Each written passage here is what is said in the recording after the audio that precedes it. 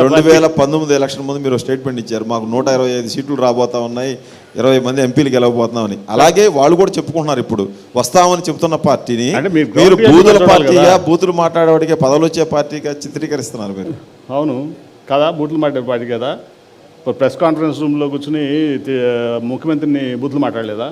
అట్లాగే ఎంతమంది బూతులు మాట్లాడలేదు. ఇప్పుడు నేను పార్టీ నుంచి బయటకు వస్తే నన్ను రోజు ఎంతమంది చంద్రబాబు గారు ఆయన కుక్కలతో, లోకేష్ కుక్కలతో బూతులు తిట్టిస్తున్నాను. నేను ఒక్కరోజు బూతులు తిట్టానా? ఒక్కరోజు చంద్రబాబు గారిని కానీ లోకేష్ గారు కానీ నేను తిట్టానా? ఈ రోజు వరకు చంద్రబాబు గారు అని అంటున్నాం, మాట్లాడుతున్నాను కదా. నేను వాళ్ళు ఎన్ని తిట్టినా నన్ను తిట్టారు. నా కూతురు శ్వేతని సోషల్ మీడియాలో ఇష్టం వచ్చినట్టు మాట్లాడిచ్చారు, ఇష్టం వచ్చినట్లు. ఇప్పుడు వాళ్ళ కుటుంబ సభ్యులు ఎవరన్నా అంటేనేమో బోర్ నేడుస్తారు.